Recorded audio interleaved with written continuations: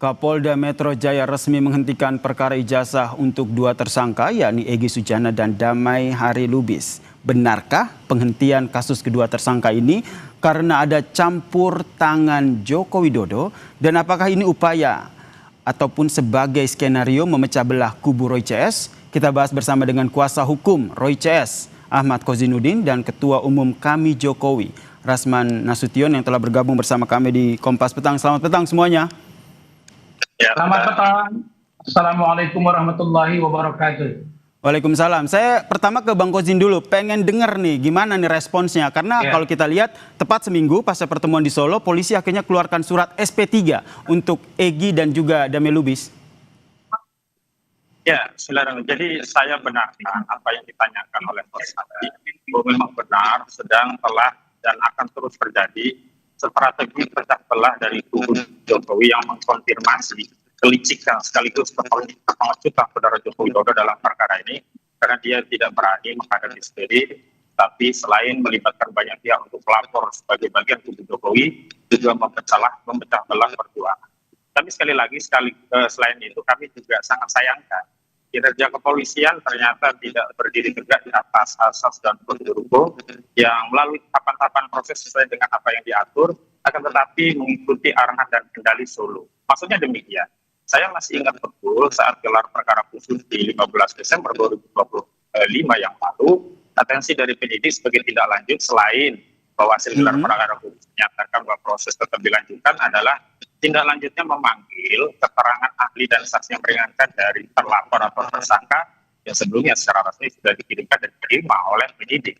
Jadi Anda melihatnya Bang Kozin, ini lebih kepada strategi pecah belah Jokowi untuk kubu Roy CS, begitu? Dan kalau sudah justru ini menindaklanjuti atensi Solo yang di mana penyidik tidak menindaklanjuti permohonan gelar perkara untuk di mana harusnya pemeriksaan ahli dan saksi, tapi justru menindaklanjuti arahan Solo dengan mengeluarkan restoratif justice pertama, yang kedua melimpahkan berkas 3 orang, dan yang ketiga menindaklanjuti pemanggilan dari Kurnia Royani dan kawan-kawan. Dan saya mengkonfirmasi melalui Kompas bahwa Kurnia Royani dan kawan-kawan ini dipanggil untuk hari Kamis. Itu artinya pecah belah yang dilakukan oleh Jokowi itu sempurna, yakni menggunakan politik divide et impera. Kubu Egy Sujana yang kemudian memelas perdamaian diberikan hadiah dengan restoratif justice dan di SP3, sementara kubu yang dianggap tetap berjuang dan menentang kezaliman Joko Widodo, kebohongan Jokowi, kepalsuan Jokowi dianggap harus layak ditindaklanjuti dengan proses pidana. Dan di sini kinerja kepolisian justru mengikuti kehendak Solo, bukan berpijak. Tahan sampai di situ dulu Bang Kozin.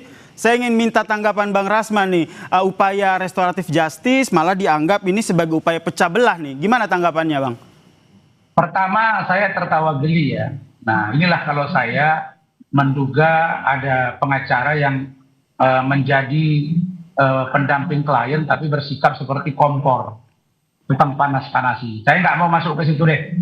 Saya hanya mau bilang satu, Agustus lalu saya telah bertemu dengan Bapak Jokowi, menginisiasi agar ada pertemuan dengan Bapak Egy Sujana dalam rangka rekonsiliasi, dalam rangka silaturahim untuk penyelesaian di antara kedua tokoh ini. Kenapa? Karena saya sudah tahu dari awal bahwa Bang Egy tidak sepakat dengan urusan ijazah S1 Bapak Jokowi. Dia hanya mempermasalahkan ijazah SMA.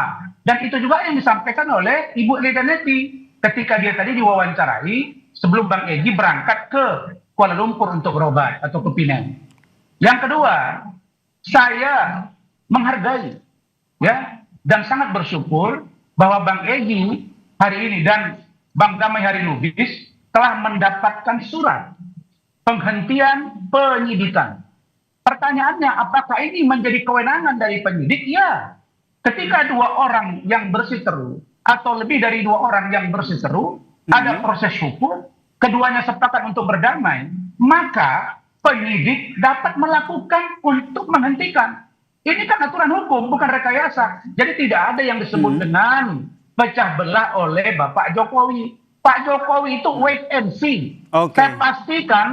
Saya pastikan Kurnia dan kawan-kawan jika ingin datang ke kediaman Bapak Jokowi, welcome. pintu terbuka. Itulah negarawannya seorang Bapak Jokowi. Berarti ada Jangan kemungkinan bilang ya, memecah Bung belah. Rasman, maaf saya potong. Ini kalau kita lihat ini kan sebenarnya ada 2 klaster begitu. Klaster pertama dan juga Iya. ada klaster kedua begitu. Klaster pertama yaitu Egy dan juga Damai Lubis ini dan juga Kurnia yang sudah diberikan restoratif justice, yaitu Damai dan juga Egy, baru 2 yang diberikan.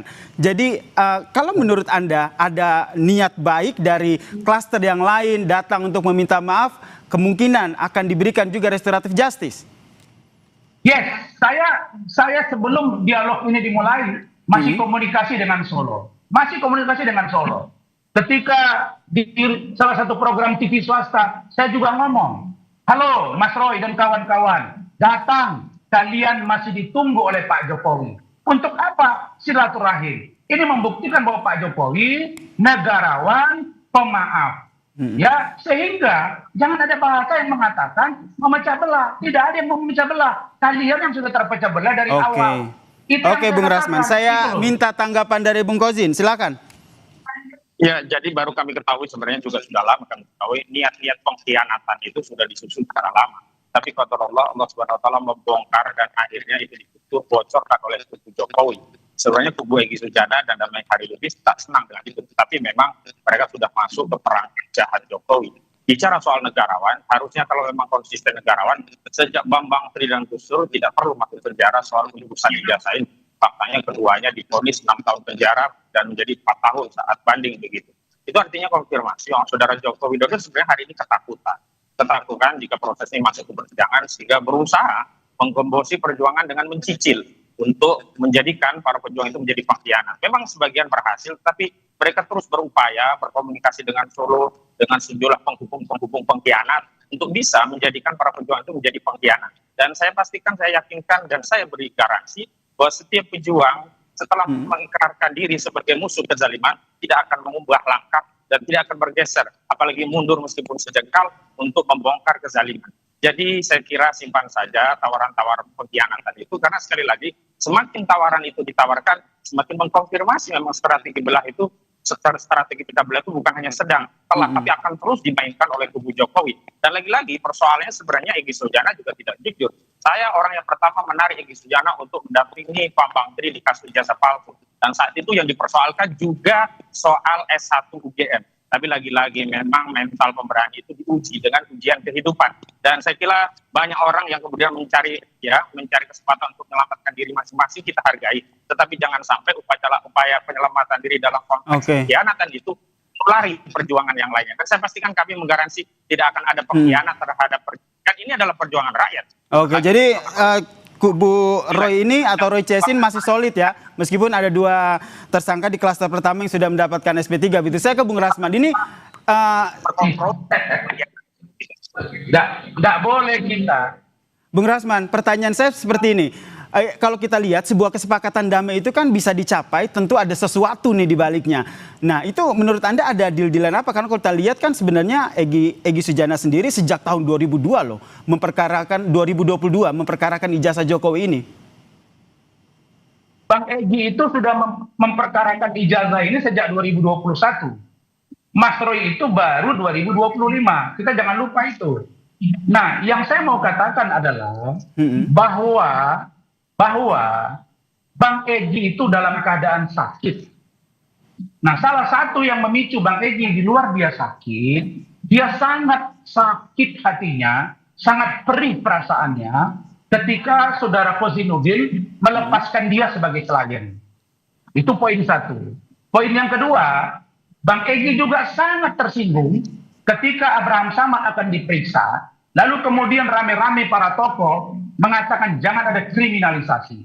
Jadi sebenarnya di dalam tubuh mereka tidak ada yang namanya operasi intelijen, tidak ada namanya Divide et Impera. Yang ada mereka rapuh, berjuang. Mereka memang satu tujuan, tapi berbeda jalan. Oke, Bung Rasman. Karena itu, jangan kaget kalau hari ini Bang Egy, Bang Damai Hari Lubis, dan yang lain nanti bisa jadi akan melakukan hal yang sama. Yang lainnya Anda maksud ini siapa? Apakah termaksud yang masuk dalam klaster 2? Dan kalau seandainya ini terjadi, kira-kira dari tadi Anda bilang juga kan Bung Rasman masih komunikasi dengan Solo begitu. Nah, siapa kira-kira? Ada yang didekati tidak untuk klaster 2?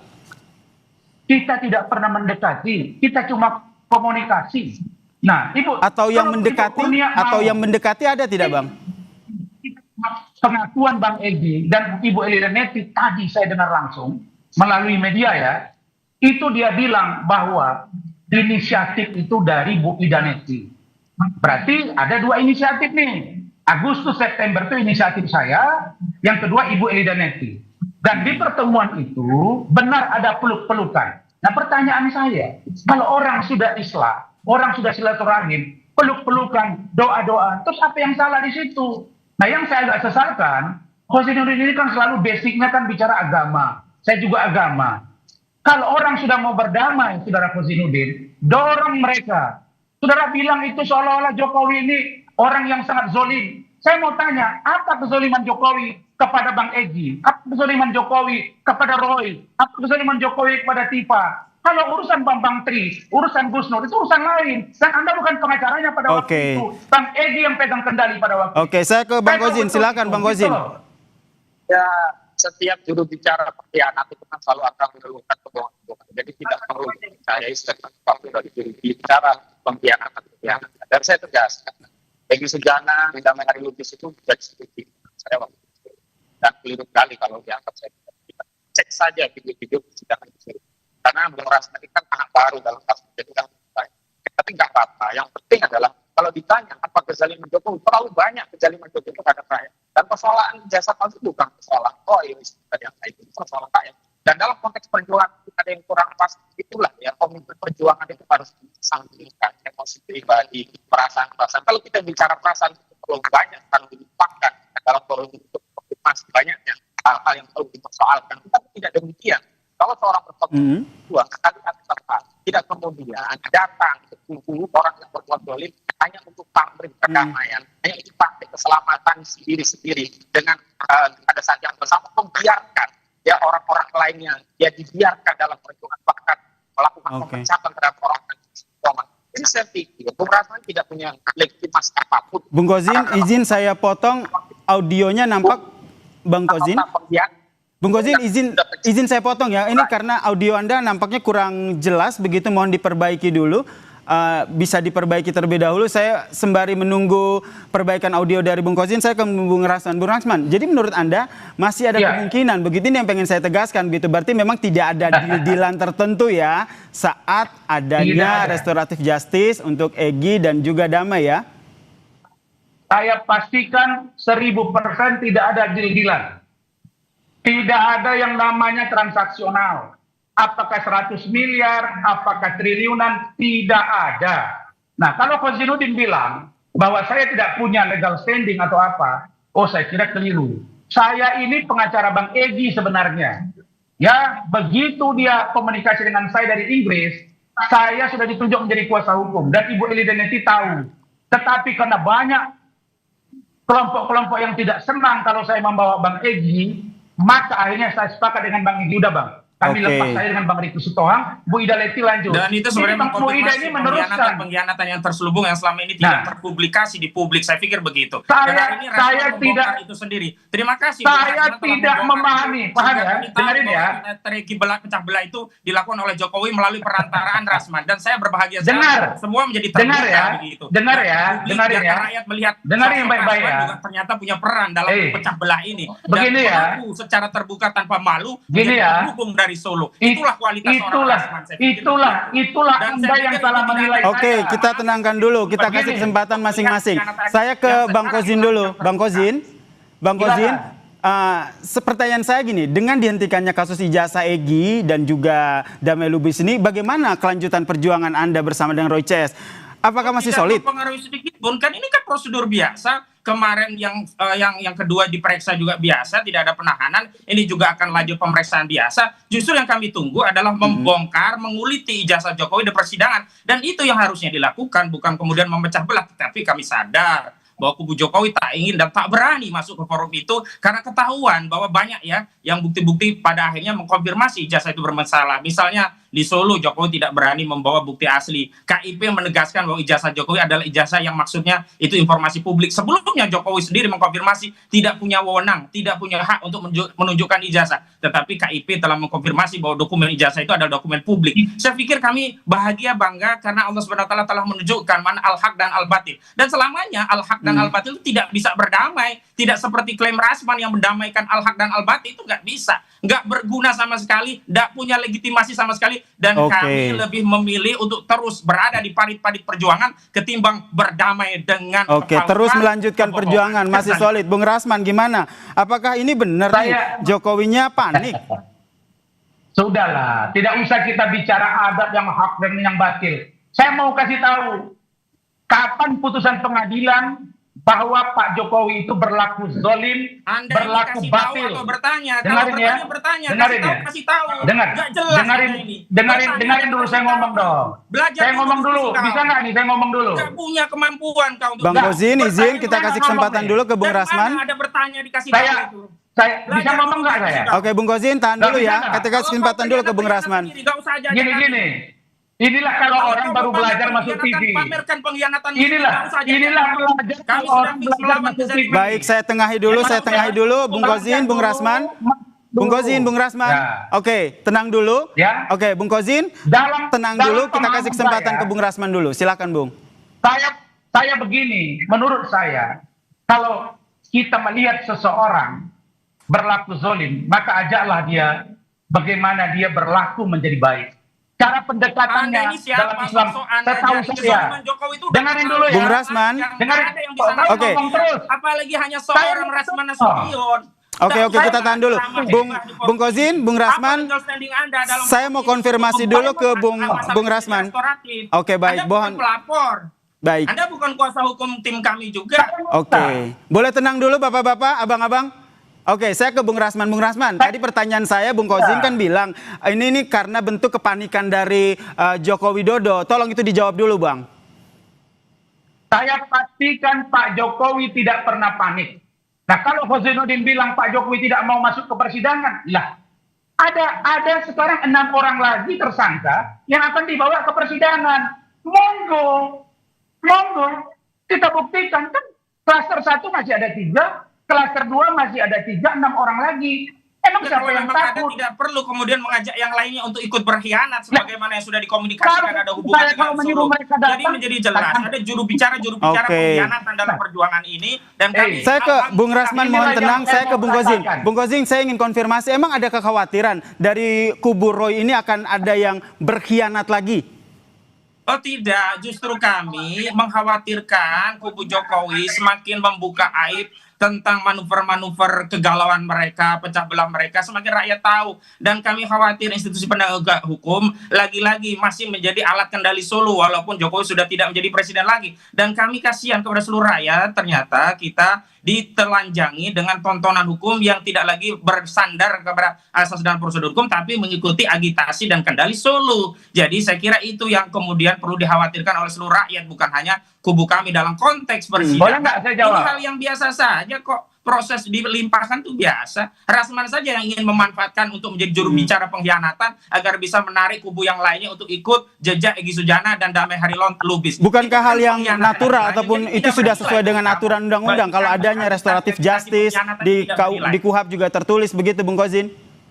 Iya, tidak penting lagi juga masalah KUHAP yang baru, apalagi akan sangat menguntungkan klien kami karena pasal-pasalnya tentu akan dikenakan pasal yang lebih menguntungkan bagi tersangka. Itu kan biasa saja dan tentu menjadi tidak biasa karena hal ini diglorifikasi oleh kubu Jokowi untuk merealisir tujuan politik pecah belahnya kubu Jokowi dari Solo, dan termasuk Rasman ada di antara kubu pecah belah itu, begitu menurut kami.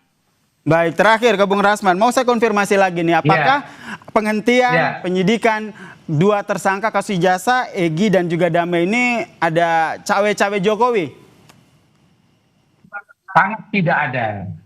Justru kami sebenarnya ketika tampil di salah satu program TV Selasa lalu, kita sebetulnya teman-teman itu sudah pada kurang nyaman. Kenapa ada bahasa-bahasa sebutan Firaun, ada bahasa-bahasa Nabi Musa, dan lain-lain dengan membawa Al-Quran.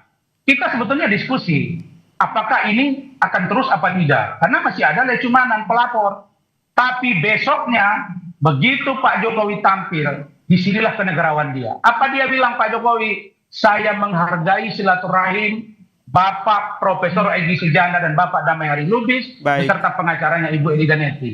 Saya meminta mempertimbangkan untuk lakukan restoratif justice oleh kepolisian. Clear sampai di situ. Jadi saya hanya mau bilang, kalian Kozinudin, rapatlah kalian, koreksilah tim kalian, solidkan supaya jangan kalian tuduh orang besok memecah belah. Oke. Kalian ini sekarang sudah tidak solid lagi. Baik.